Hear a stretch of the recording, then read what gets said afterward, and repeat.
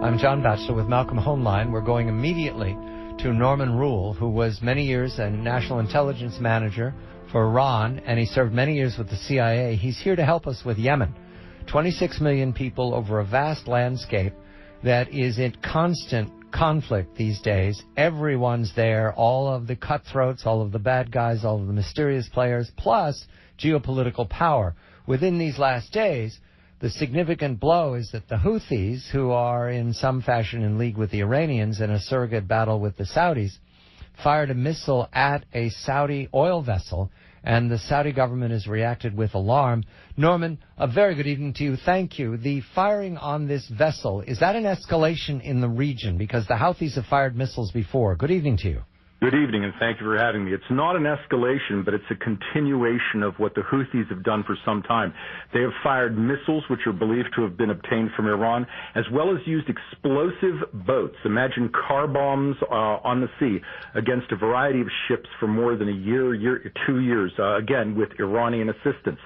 It's important to realize that the Bab el-Mandab controls about 4.6 million barrels of oil a day, about 15% of the globe's trade. And at its narrowest point, it's only 10 miles across. So he who controls this part of the waterways really touches a large portion of the global economy. And if you have this and the Strait of Hormuz, if you're Iran, you have about 46% of all the oil floating every day. So it's a powerful incentive for Iran to remain involved in this area, and that's why it's critical that the United States support the Saudis and the Emiratis of maintaining freedom of global trade in that area. So, first of all, thank you. And as a member now, an advisor to UANI, friends of ours, we've been closely united against nuclear Iran and counter-terrorism project.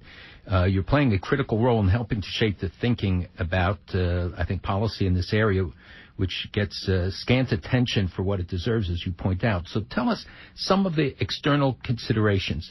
The developments between Ethiopia and Eritrea, how does that play into what is happening there? The threat by Saudi Arabia today to suspend oil shipments, and how does Egypt react to this, because it's so vital to them with the transportation going via the Suez Canal? That's a great comment. So let's start with Saudi Arabia. The Saudis have said they would hold oil shipments while they reassess the security in the area. The Houthis have actually announced that they attempted to shoot a missile at a Saudi warship. There are Saudi coastal ships that move up and down the region supporting the coalition operations. If you look at the Red Sea, you have to imagine a waterway with tremendous economic potential. The Saudi modernization program has a lot of hope for what they can accomplish in the Red Sea. If you're Egypt, Jordan, Israel, you need this modernization to work. If you're Ethiopia, Somalia, Eritrea, this offers you an entirely different future. So we've watched China, Saudi Arabia, the United Arab Emirates, and even Qatar attempt to establish new ports moving up this waterway so they can be positioned to take advantage of this significant economic growth. I think in the entire Middle East area, if I had to point to one piece of geography that has the greatest potential for changing for the better, the Middle East, it's the Red Sea Basin right now. So if you're Iran and you can control this, you can dramatically impact the dynamics of the region. And I'd like to pull that thread just a little further and say, he who controls that waterway also controls the energy and food shipments to southern Europe. So economies such as Spain, Greece, Cyprus, Italy are dependent upon what comes through the Red Sea as well. It's a terrifically important piece of geography. I want to stay with the Houthi threat right now. What is their ambition in Yemen? Do they believe they can conquer the country, or have they fenced off an area that they want to make secure? So the Houthis are a terrifically misunderstood group. They're only about 3% of Yemen's population. And until 1964, the way they were kept in check by the Imam of Yemen was by providing hostages to the Yemeni government. And then in the 1962 revolution, a new Imam came in, and after 2 years, he cut that off. The Houthis have been through multiple attempts to overthrow the Yemeni government, and then by luck, it surprised everyone, to include the Houthis themselves. They pushed out the Yemeni government in 2014. So before Mohammed Salman, the crown prince in Saudi Arabia, comes to power, the United Nations says the Saudis, Emiratis, indeed the world, must do what they can to restore the Yemeni government. After that, the Saudis then launch a military action to accelerate that, and it just doesn't go anywhere. I would like to say that Yemen is extraordinarily difficult geography. It has consumed armies for centuries. The Middle East generally consumes armies, and I say calendars. We've been in Iraq for a lot of years, Afghanistan for a lot of years, but this is very, very difficult terrain. The fact that the Iranians have sent in missiles will now allow them to strike Riyadh, potentially Jazan, and perhaps even Mecca. If you're the Saudis, what you have to worry about is the possibility of Hezbollah, a Hezbollah-like structure, being established a few hundred miles from Mecca and Medina. So the Saudis look at 100,000 missiles and rockets that Israel faces and say, we cannot tolerate that next to the Bab el-Mandab, so close to Medina and Mecca. And frankly, for the United States, we shouldn't tolerate that either because of the importance for global trade.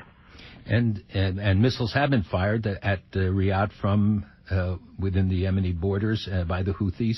So it's not hypothetical. What you're describing is a real threat. But is there a solution in sight? Has the UN Special Envoy Griffiths made a difference? What do you see the UAE-led forces in Yemen doing today, making progress? They set him back a little bit, but overall, are they able to regain control? And do you see a solution in sight? We have about a minute, Norman. Great question. So Martin Griffith, the UN envoy, has done great work, and he has the confidence of the various players. I've spoken to officials from all of the countries. I'm not sanguine that he's going to have a lot of success. The good news is that food shipments continue through the port of Hodeidah. The good news is that UNICEF has been able to push back a cholera epidemic in the city. But the Houthis are unlikely to leave that area unless they're pushed out militarily, and that's just a sad fact. Norman, breaking Tehran, does it break the Houthis?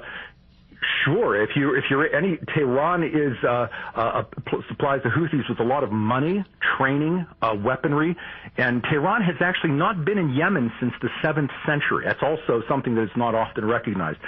This is not part of Tehran's natural sphere of power.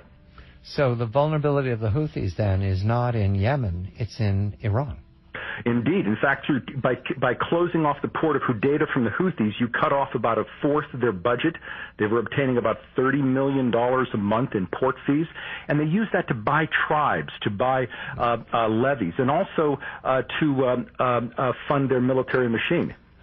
Norman Roule, we thank him very much for his help here, because we're looking at a part of the world that must be solved in the 21st century. Norman's with the United Against Nuclear Iran, UANI, and Counter-Extremism Project. Malcolm Honlein, I'm John Batchelor.